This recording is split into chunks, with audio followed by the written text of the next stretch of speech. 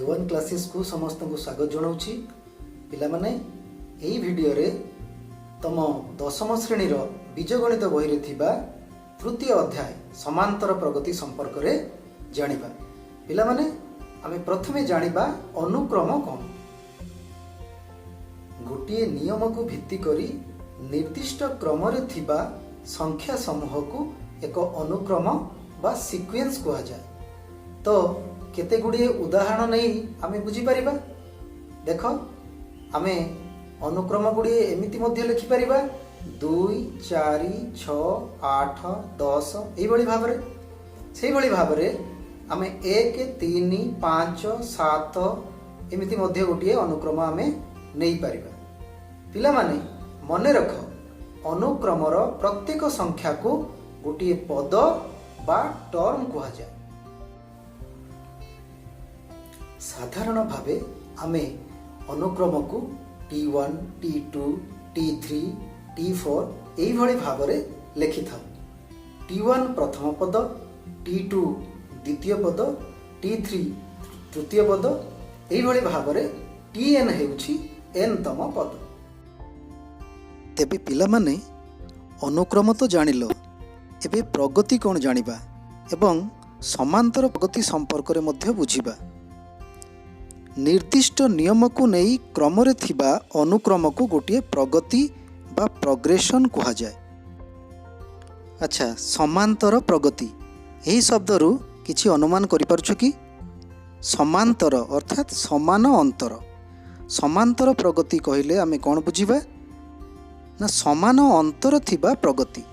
जदि कौनसी अनुक्रमर प्रत्येक पदरु पूर्व पदर वियोगफल सर्वदा समान हुए तेबे अनुक्रमटी को समांतर प्रगति बा अरिथमेटिक प्रोग्रेशन बा संक्षेप रे एपी बोली कहा जाए।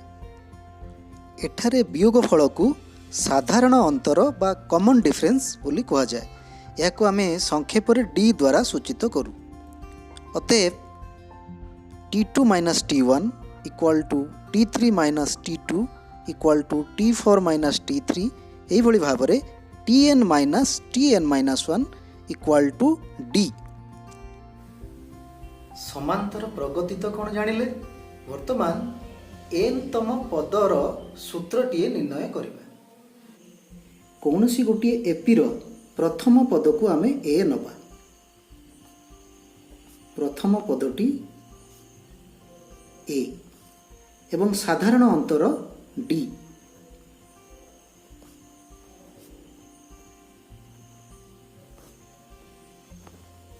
हेले यही अनुक्रमटी को आमे लिखि परिबा T1 इक्वल टू a, कारण T1 होची प्रथम पद, तो प्रथम पद को आमे a नैछु। T1 equal to a, T2 equal to a plus d। ताकू पुणी आमे एमती मध्य लिखि परिबा a plus 2 - 1 whole into d। से भली भाबरे T3 equal to a plus 2d बा ताकू एमिति मध्य हमें लिखि परिबा a plus 3 - 1 whole into d। से भली T4 बा चतुर्थ पद T4 equal to a plus 3d equal to a plus 4 minus whole into d। तो लक्ष्य करो पिला माने T1 equal to a, T2 equal to a plus d बा ताकू आमे केमती लिखिछे a plus 2 minus whole into d। से भली T3 equal to a plus 2d, a plus 3 minus 1 whole into d। 2 को आमे 3 माइनस 1 लिखि परिबा। एठी 1 अछि सहग, 1 को आमे 2 माइनस 1 लिखि परिबा। सेही भली भाबरे एठी 3 अछि, 3 को आमे 4 माइनस 1 लिखि परिबा। एही भली भाबरे जदि आमे लिखिबा आमे Tn कौन पाइबा? Tn equal to a plus n minus 1 whole into d। जेते बेले T2 सेते बेले आमे कौन नउतली 2 माइनस 1 होल इनटू d। जेते बेले T3 सेते बेले आमे कौन बनउची 3 - 1 होल इनटू d। जेते T4 बा चतुर्थ पद जितेबाला अच्छी आम ताकू नौचु ए प्लस 4 माइनस 1 इंटू डी। से ही भाव में जितेबाला आम एन तम पद को निर्णय करुचे T n equal to a plus N minus 1 whole into d. तो यह हेउछि एन तम पद रो सूत्र। तो टी एन इक्वाल टू आम लिखिपर A plus N minus 1 whole into D.